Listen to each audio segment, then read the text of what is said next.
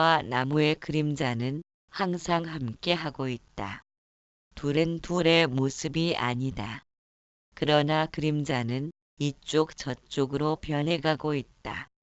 이처럼 변해가는 것은 상대적인 세계의 모습이다. 우리가 변하고 멸하는 형상을 통해 욕망과 분노를 일으킨다는 것은 상대적인 세계에서 움직이는 것이다. 육교 위에서 자동차를 바라보듯 세상에 대하여 객관적인 시야를 지녔다는 것은 삼라만상의 본질이 텅 비었음을 이해한 때문이다. 자신이 육교 위에 있다는 사실을 알지 못하면 자동차가 앞으로 달려올 땐 깜짝 놀랄 수밖에 없다. 그러나 육교 위에 있다는 사실을 안다면 놀라는 일은 없을 것이다. 영상은 계속 변해가지만 스크린은 항상 그대로이다. 구름은 오락가락하여도 허공은 흔들림이 없다. 기뻐할 일도 없지만 슬픔에도 물들지 않는다. 비록 의식은 깊이 잠들었어도 간밤에 꿈도 안 꾸고 잘 잔 것을 기억해낼 수 있다. 그것은 잠이 든 순간에도 내 안의 무언가는 항상 자신을 지켜보고 있다는 의미이다. 우리가 이와 같은 주시자에 대하여 눈 돌리지 못하면 소유와 지배의 욕구를 일으키는 까닭에 인간의 주변으로 수많은 고통이 난무한다는 것을 이해하지 못한다. 무엇이든 주워 담아야 하고 쓸 만한 것을 찾아 두리번거려야 하기 때문이다. 만일 고통이 극복되어야 할 실체로서 간주한다면 고통은 우리의 뒤를 열심히 쫓아다니는 그림자처럼 존재한다. 우리가 소유와 지배의 욕구를 멈추지 못하는 탓이다. 그런 까닭에 흔들림 없는 마음을 간직하기 위해서는 두 가지를 염두에 두어야 한다. 첫째, 집착이란 어떤 방식으로든 인간에게 해를 입히는 것이고, 둘째, 있다와 없다는 관념에 의해 기만당하지 않도록 객관적인 안목을 지니고 살펴보아야 한다. 있다와 없다는 관념에 의해 기만당하지 않는다는 의미는 다음과 같다. 이 세상 모든 것은 빠짐없이 덧없음으로 귀착된다. 은혜와 애정으로 모인 것이라도 언젠가는 반드시 이별하기 마련이다. 인연으로 이루어진 모든 것들의 본바탕이 본래로 그런 것이기 때문에 고통도 구태여 멀리 떼어버리려 하지 않아도 인연이 닿으면 사라질 공허한 것이다. 무엇 때문에 마음을 태우고 가슴 졸일 필요가 있겠는가? 고통의 굴레로 들어선 원인은 있음과 없음의 상대적인 관념을 지녔기 때문이다. 있음을 좋아하고 없음을 싫어한다면 있어야 할 것이 없을 때와 없어야 할 것이 있을 때 고통이 생겨난다. 세상을 빈 것으로 보는 안목을 열지 못하면 길을 쓰고 달려도 둥근 원을 따라 도는 사람처럼 원하는 종착점은 끝까지 존재하지 않는다. 인간은 인식된 정보를 기억하고 재생시킬 수 있는 저장 창고를 지니고 있다. 따라서 인간이란 과거에 저장된 기억과 경험의 결과로 말하고 생각하고 걸어다니는 과거의 창고이다. 그런데도 지금 현재 하는 고통을 스스로 받는다고 생각하는 것은 아상을 지녔기 때문이다. 만일 아상의 소멸이 없다면 스스로가 고통의 원인을 잉태하고 있기에 그 마음은 무엇이든 문제를 삼을 것이고 언제라도 떨쳐낼 괴로움과 씨름을 하고 있을 것이다.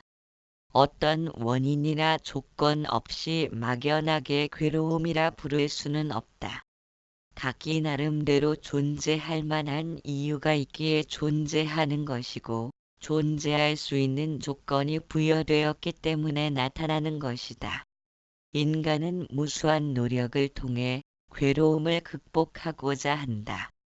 그러나 괴로움의 실상을 이해하지 못하고 괴로움이 나타나는 원인을 알지 못하고 괴로움이 극복된 상태로 나아가지 못한다면 단지 괴로움을 극복하고자 하는 것은 희망사항에 불과할 뿐이다. 그것은 마치 자신의 꼬리를 물기 위해 제자리를 빙빙 도는 강아지처럼 한 걸음도 나아가지 못하고 제자리를 맴돌기만 할 것이다. 정신수련이란 괴로움을 벗어나는 것이 아니라 행과 불행에 민감하게 반응하는 기복의 마음을 벗어나기 위한 노력의 일환이다. 그렇게 마음을 다스리는 것은 상대적인 세계의 산물인 얻고 구하려는 마음을 가라앉히는 작업이다. 흙탕물을 가라앉히고 나면 물의 바닥을 볼 수 있는 맑은 물이 드러나듯이 흙탕물과 맑은 물이 제각각 존재하는 것이 아니다.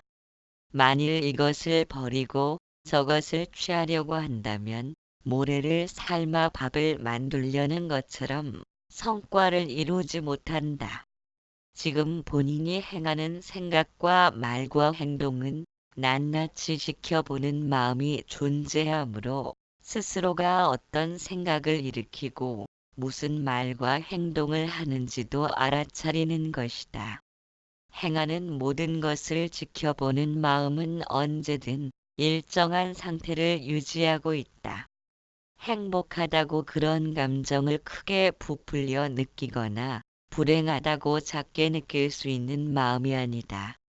지켜보는 마음은 어떤 환경에 처하더라도 늘 그대로인 상태로 존재하기에 아상에도 물드는 법이 없다. 선과 악, 행과 불행에 젖지 않는 그 마음이 바탕으로 깔려 있으므로 모든 생각과 말과 행동이 가능한 것이다. 그렇기 때문에 육교 위에서 지나는 자동차를 바라보듯 객관적인 의식을 지닌 존재라고 말하는 것이다. 그러나 그것을 알지 못하는 탓으로 있는 그대로의 자신을 관찰하는 일이 세상에서 행하기 가장 힘든 일이 되었다. 세상에도 젖지 않고 나라는 아상에도 물들지 않으려면 세상 일에는 반쯤 감은 듯한 눈으로 바라보아야 한다. 내면을 지켜보다 보면 생각을 점검하고 있는 사고자를 발견하게 된다. 생각을 점검한다는 것은 일정한 방향으로 틀 잡으려는 것이며 그것이 아상이다. 아상은 좋고 나쁜 견해를 지녔으며 취사 선택의 의도를 행하고 있다. 생각을 관리하려는 사고자를 놓아버려야 한다. 그것은 하고자 하는 의도를 놓아버리는 것이다. 물론 놓아버리는 것도 의도를 행하는 것이지만 하고자 하는 의도를 떨치고 놓아버릴수록 세상과 나는 제각각 존재하는 것이 아님을 이해한다. 내가 행하는 마음씀이 그대로 전개된다는 것은 세상이 곧 나이고 내가 곧 세상인 까닭이다. 사고자는 의도를 지녔지만 지켜봄은 어떠한 의도조차 지니지 않는다. 그래서 텅 비어 있다고 말한다. 마음이 흔들림을 벗어나 일정하게 평등한 상태를 유지하기 위해서는 의도를 지니지 않은 지켜보는 마음이 주인공으로 자리 잡아야 한다. 의도를 일으킨다는 것은 세상을 빈 것을 보는 안목이 열리지 못한 까닭일 것이다. 마음이 산만하다는 것은 눈이 본 것에 대하여 욕망을 일으키고 귀로 들은 소리에 분노가 타오르기 때문이다. 눈앞에 매달린 이익에만 마음이 머물면 작은 것을 탐내다 큰 성과를 놓치기 일쑤이다. 좋고 나쁜 경계를 만나도 흔들림이 없는 마음은 성공과 실패에도 바위처럼 요동치지 않는다. 세상이 흔들지 못할 정도로 초연하다는 것은 세상을 빈 것으로 본다는 말이며 영화의 필름과 필름 사이에는 항상 정지된 칸이 숨겨져 있음을 본다는 말이다. 변해가는 모든 것은 정지된 칸을 지나치고 있다는 의미이다. 변하는 것은 소멸되지만 정직 칸은 언제나 한결같이 존재한다. 영상은 변해도 스크린은 언제나 그대로이다. 삼라만상은 변해가지만 허공은 스크린처럼 존재한다. 기륭화복에 매달린 마음은 이것과 저것으로 나누면서 애착과 원망을 일으킨다. 마음의 초점을 영상에서 스크린으로 옮기는 것은 삼라만상에서 허공을 보는 것이다. 이를 일컬어 세상을 빈 것으로 본다고 말하며 의도를 떨쳐내고 무위의 삶을 살아간다고 말한다. 관계의 거울로 세상을 읽는다. 깨어남 13번째 날.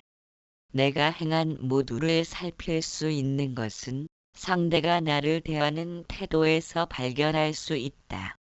상대의 입장에서 생각한다는 것은 다름 아닌 나를 위하는 것이다. 세상을 바라보는 각도에 따라 세상의 태도가 변한다는 것은 내가 행한 그대로를 되돌려주는 거울처럼 나를 비추고 있다. 세상과 나는 동떨어진 무엇이 아니라 내가 곧 세상인 까닭이다. 때문에 아무리 깊은 산과 바다로 숨어들어도 몸을 숨길 곳이 없다. 언제든 관계의 거울로 비추일 테니까 나라는 상이 굳어진 것은 환경과 경험을 통해서 이런 모습의 나라는 못을 박아서 그렇지 세상 사람 전체의 모습이 내 마음속에 깃들어 있다.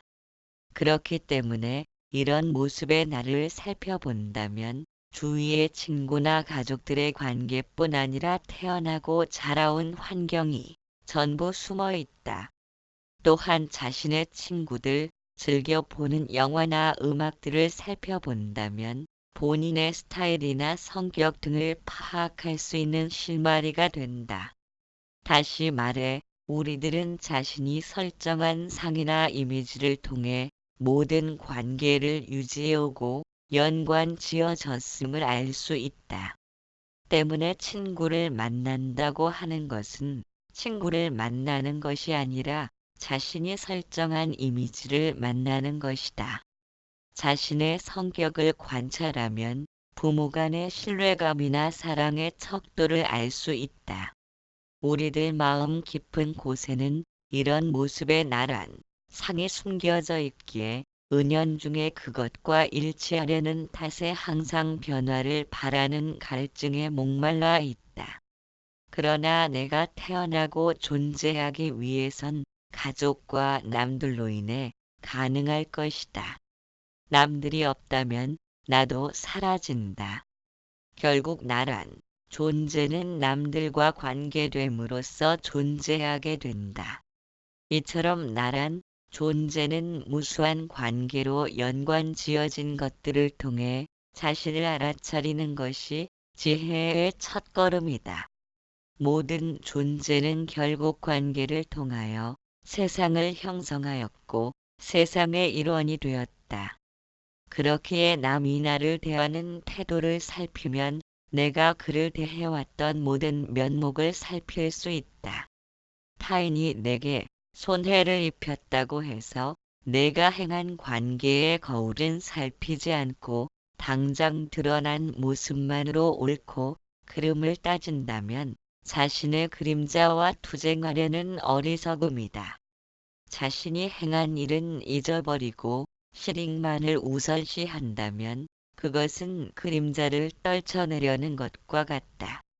그럴수록 그림자는 여전히 자신을 따라 붙을 것이고 도저히 승산 없는 싸움에 목숨을 걸었을 뿐이다. 타인이 자신을 대하는 태도는 여태껏 그를 대했던 내 모습을 대변하는 것이다. 그것은 실체를 따르는 그림자처럼 왜곡 없이 나타난 그대로를 비추이는 거울처럼 재생된다. 관계의 거울을 통해 다른 사람과의 관계를 관찰한다면 자신이 행하는 의도나 목적 등을 왜곡되지 않은 상태로 인식할 수 있다. 자신의 그림자를 보면서 자신의 행동을 관찰한다면 나를 읽을 수 있다는 말이며 그것은 세상을 읽고 있다는 의미와 같다.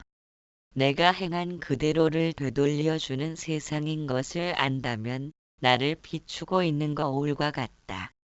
그런 세상에 대하여 좋고 나쁨을 나누면서 위로받고자 한다면 세상도 역시 자신에게 저항과 마찰을 일으키면서 다가설 것이다. 자신의 이득에만 매달려 관계의 거울을 등한시한다면 자신을 고립시키는 어리석음을 행하는 것이다. 그림자와 자신이 전혀 동떨어진 것이 아니라는 이해가 관계의 거울을 통해 바라볼 수 있는 안목을 지니게 한다. 이것이 있음으로 해서 저것이 있고 저것이 있기에 이것이 있음을 세상은 보여주고 있다. 이러한 마음가짐은 비단 사람에게만 국한되는 것이 아니라 우리를 돌보고 배려하고 있는 주변의 모든 사물들에게까지 전해져야 한다. 왜냐하면 내가 사용하는 볼펜 하나라도 수많은 사람들이 모여 만들고 광고를 하고 배달을 해서 전달된 것이라 많은 사람들의 노고와 땀이 배어있는 까닭이다. 하찮은 물건이라 해서 없이 여긴다면 그 마음은 결국 본인의 삶을 비참하게 만들어가는 주범이 될 것이다. 마음의 모든 부정적인 성향은 미혹함에 빠진 무명으로 인해 비롯된 것이다. 허공에 떠있는 달도 언젠간 부서져 허공으로 돌아갈 것이다. 달이 허공으로 돌아간다는 것은 허공이 만들어낸 산물이라는 말도 된다. 우리 역시도 허공으로 돌아가서 모두 만날 것이다. 이처럼 존재하는 모든 것은 허공의 산물임에도 무명이란 그와 같은 사실을 알지 못하여 하찮은 것과 귀한 것으로 나누는 것이다. 그러한 양변의 나눔이 편견의 치우침이며 자신과 세상을 진실한 존재로서 착각하기에 나타난 것이다. 그러한 편견은 고통의 원인이 되는 집착을 일으키는 것이다. 그래서 지혜란 이 세상에 존재하는 그 어떤 것도 실체가 있음을 인정하지 않는 것에서부터 시작된다. 독립적으로 존재할 수 있는 실체를 지니지 못한 것들은 인연이 닿으면 소멸되는 성질을 지니고 있다. 어떤 가치를 지녔다 해도 결국은 소멸되어가는 허망함으로 귀착된다면 중요하고 중요치 않은 것이 없다. 또한 중요하면 모두가 중요한 것이다. 이런 식으로 일체를 통으로 보게 되면 선택한다는 것이 큰 의미를 지니지 못한다. 선택한다는 것은 갈등을 일으키는 원인으로 작용한다. 어떤 방식으로 삶이 전개되더라도 선택 없음이 깊어진다면 내게 주어진 결말이란 그럴 만한 이유가 있었음을 알게 된다. 세상은 한치의 오차도 없이 진행되기 때문이다. 내딛는 한 걸음이 산을 오르기 위한 수단이면서 동시에 존재하기 위한 목표가 되었을 때 추구하는 목적이 따로 없을 것이다. 매 순간 들이쉬고 내쉬는 호흡이 살기 위한 수단이고 추구할 목적이다. 지금 이 순간에 최선을 다하는 사람은 세상에 존재하는 그 어떤 것에도 매달리지 않는다. 누군가를 따라 잡을 필요도 없고 자신을 밟고 일어서려는 사람을 증오하지도 않는다. 할 수만 있다면 남을 일으켜 세우기 위한 발판으로 자신을 내려놓을 것이다. 삶은 끝없는 흐름의 연속된 과정이다. 끝없이 흘러가는 세상의 흐름 속으로 두려움 없이 몸을 던진다면 저항과 마찰은 어디에도 없으며 손에 쥐고 놓지 않으려는 집착도 사라질 것이다. 결국 집착이란 삶의 본성인 흐름을 거부하고 저항하려는 데서 비롯된 것이다. 모든 현상과 존재들은 매 순간 역동적으로 변해간다. 심지어는 바위조차도 엉겨붙어 서로 떨어지지 않으려는 에너지의 파장을 끊임없이 일으키고 있다. 그러나 생주이멸의 흐름을 벗어나지는 못한다. 우리에게는 완전함도 없으며 결론지어짐도 없다. 왜냐하면 삶은 끝없는循環의 연속이며 과정의 진행만이 존재하는 관계 맺어짐 뿐이기 때문이다. 그러나 이것과 저것을 따로 떼어놓고 구분짓기에 내 행동을 따라 상대방이 움직이는 너는 또 다른 나의 모습임을 깨닫지 못한다. 이것을 통해 저것을 알아차리지 못하고 저것을 통해 이것을 알 수 없는 우리는 그토록 많은 절망과 아쉬움을 가슴에 묻고 살아가는 것이리라. 머물지 않는 마음을 지녀라 깨어남 14번째 날. 온전한 자신을 회복하는 것은 생각의 고쳐먹기에서 비롯된다. 평안함을 구한다면 불안에 휩싸여 있다는 말이다. 잠재의식은 지금 현재의 마음먹은 상태만을 받아들인다. 그렇기에 상응하는 노력 없이 얻고 구함만을 원하는 집착을 떨치지 못하면 궁핍한 세상에 매달려 쓸 만한 것을 찾아야 하는 마음먹기를 그대로 받아들여 집착이 많은 만큼 왜소한 삶으로 이끌려 간다. 집착은 삶의 본성인 흐름에 저항하는 것이다. 자신에게 주어진 삶을 최선으로 살아가는 사람은 스스로를 태우며 빛을 내는 양초처럼 요구하는 바가 없다. 그들은 밝음을 전해준 대가를 바라지 않으며 빛과 함께 사라진다. 바위조차도 흙으로 부서지는데 집착을 달고 산다면 어떤 의도를 지녔더라도 존재의 본질과 부딪혀 부정적인 사고로 변질되는 한계를 지니고 있다.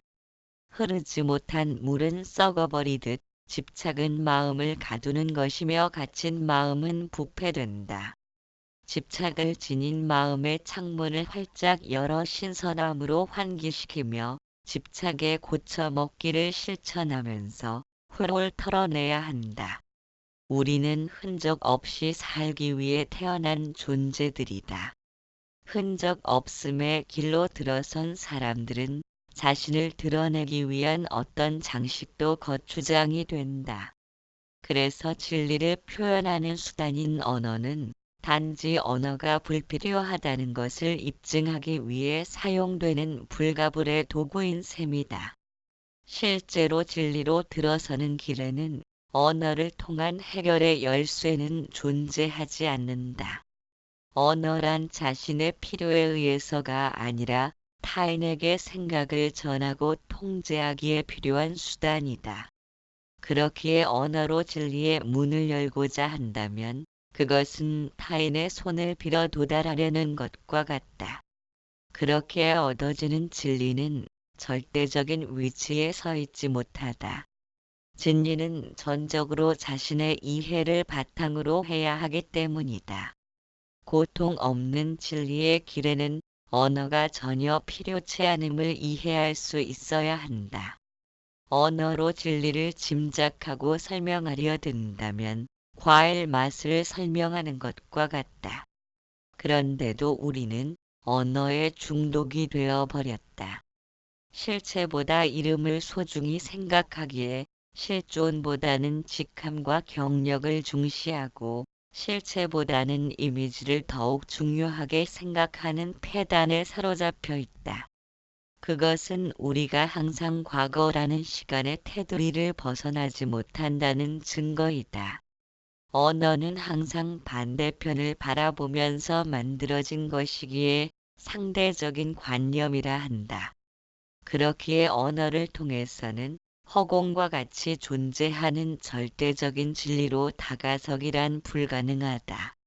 오히려 아르마리만을 일으키므로 내면의 혼란스러움은 언어가 흘러다니기 때문이다.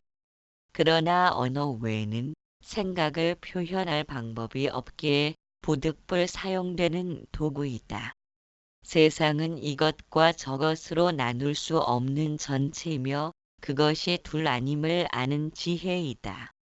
그런데도 우리는 과거에 듣고 배운 지식이나 기억, 경험 등에 의존해 살고 있는 탓으로 신념과 사상이 다른 사람끼리는 도저히 맞닿을 수 없는 선을 그려놓았다.